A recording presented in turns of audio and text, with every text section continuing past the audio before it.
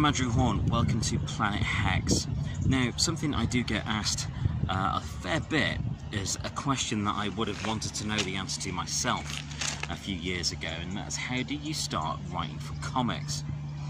Now, I started writing for comics in the same way I started writing for like the music magazine I was with, Power Play, Rock and Metal magazine, or by the horror magazine I was with for a year, Scream, who ran a column on my movie book VHS Ate My Brain. That's still going without me, but still, I did the first year of that. So yeah, I started writing comics by accident. As with everything else, I started by accident. And the advice that I give people when they ask me this is to ask nicely. So when I was a teenager, I used to really enjoy a title called Femforce from AC Comics in Florida. Now that's still going. I was really pleased to find out it was still going in 2015.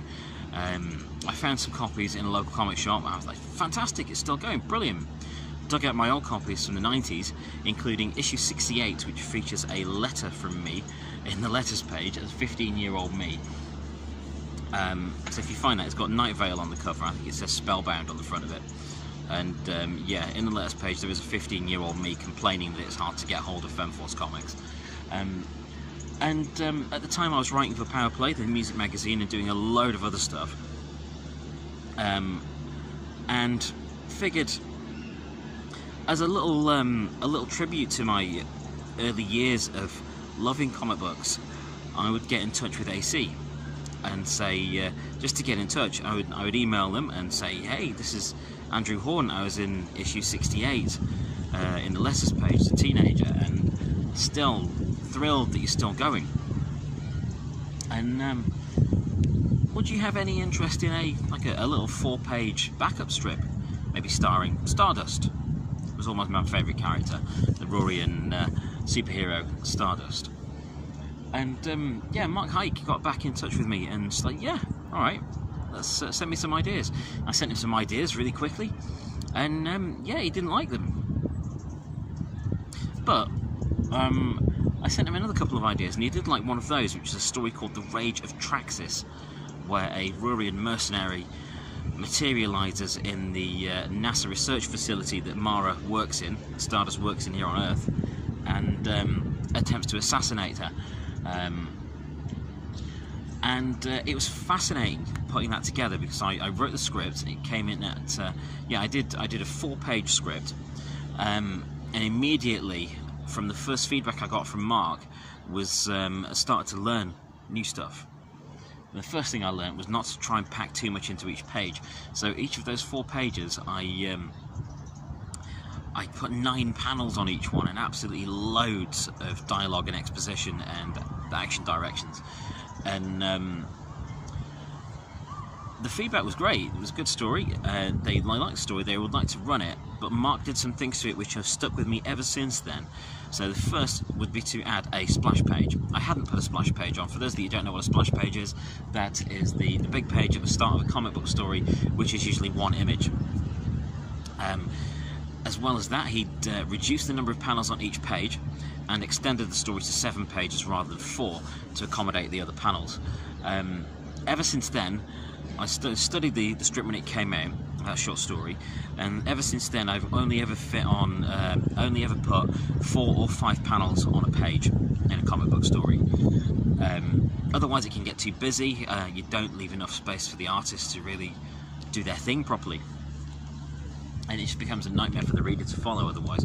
So yeah, 4 or 5 panels per page, not too much dialogue, usually 25 words or so per balloon, if, you know, at most. Sometimes more, sometimes less, depending on the style of the story, or how you want to tell it.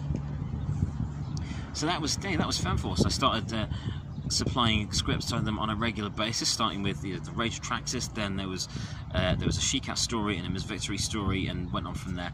I covered most of the regular Femforce characters now, and that led me to include a character of my own, Violet Shadow, the very angry ninja lady that showed up originally in a Femforce issue 176, in a She-Cat story called Beware the Violet Shadow.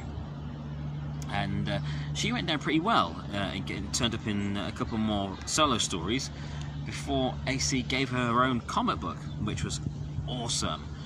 There is only issue 0 out of it so far to test the waters, but I do hope that at some point in the future Violet Shadow can come back in her own title, or at least show up again in the Femme Force comics if AC would like to carry some more stories for her. But yeah, that was all through just saying please, being nice. Don't big yourself up. Don't say this. I am the next John Romita Jr. I'm the next Stan Lee. I'm the next Frank Miller. Don't. Just try and be you. Bring what you've got to the table rather than what other people have been doing for years. I mean, it's normal. It's fine for people to have things like Dark Knight Returns or The Killing Joke or Watchmen or Crisis on Infinite Earths or Secret Wars or anything as their favourite comic book story of all time, or Civil War. But don't try and do that again. Do something of yours. Do something new. Generally, there'll be something similar that's already been done like that, but it's all in how you present it. So other than that, I got some work in Doctor Who Adventures, the official Doctor Who Adventures comic book from Panini, and that was again accidental. I got in touch, and well, it wasn't really accidental, that one. I got in touch and asked nicely. I asked if they needed any comic book scripts, and they didn't. They didn't need any comic scripts, but the editor at Panini at the time, was a gentleman called Jason Quinn, said we do need some prose stories featuring the Paternoster Gang. So I wrote and sent in a Paternoster Gang story called The Case of the Curious Fugitive, which starring Madame Vastra, Jenny and Strax on an adventure there. And that went down really well, and that got illustrated beautifully and came out in an issue of Doctor Who Adventures.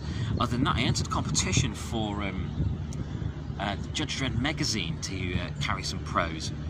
I wrote a Judge Dredd, Judge Anderson and Dark Judge's story called Tower of Skin, which I thought, right, I know my Dredd. I've loved Judge Dredd for decades. I know the lore, I know the universe there, I know my way around Mega City 1. I'll just go completely insane and write something demented.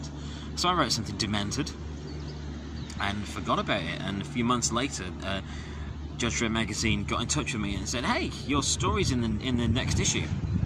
And while it was technically a competition entry, it was published as a short story in the magazine, and it's awesome. So yeah, that's how I got my start writing comic books, just by asking nicely and being direct and straight with people. I want to write this, I can offer this, and if you're interested, here's how to get in touch with me. Here's an example of some stuff I've done. If you haven't done anything before, try. Find some script templates. Look at movie scripts. A lot of my comic scripts look like film scripts rather than comic scripts. Check out how they work and the length of them and the sort of things that they say in the descriptions, and have a go. And writing for comics also gave me a lot of lessons that apply to other areas of my writing career, such as fiction, non-fiction, everything like that. Such as everything you include in there needs to keep the story moving. Characters need to stay in character. They shouldn't say things that are just purely there as exposition, because that's not how people talk. So keep the dialogue natural, keep it snappy, and keep everything moving forward. When writing comic books, if you're writing a shot with a lot of action in, don't do things like, say, if it was She-Cat jumps off a building, then rolls on the ground, and then leaps up, and then punches a bad guy in the teeth. That's not one panel. If you're writing that in one panel, you could maybe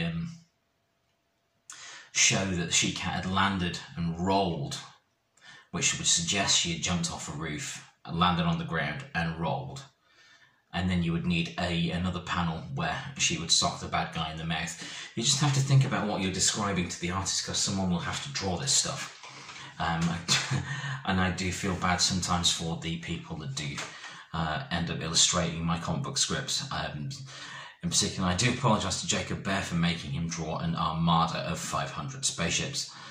Sorry, you see, it's really easy for me to write an armada of 500 spaceships shows up, but then someone's got to take hours penciling and inking and finishing that. So yeah, be considerate. While there is no budget in comics, You know, it's not like a movie where you have to think of the budget. You can be as exciting as you like, but the things have to make sense on the page for the reader. Things that come out of your head, they need to be clear enough to go accurately into the reader's head. So yeah, it's taught me a lot about accuracy. It's taught me a lot about pacing.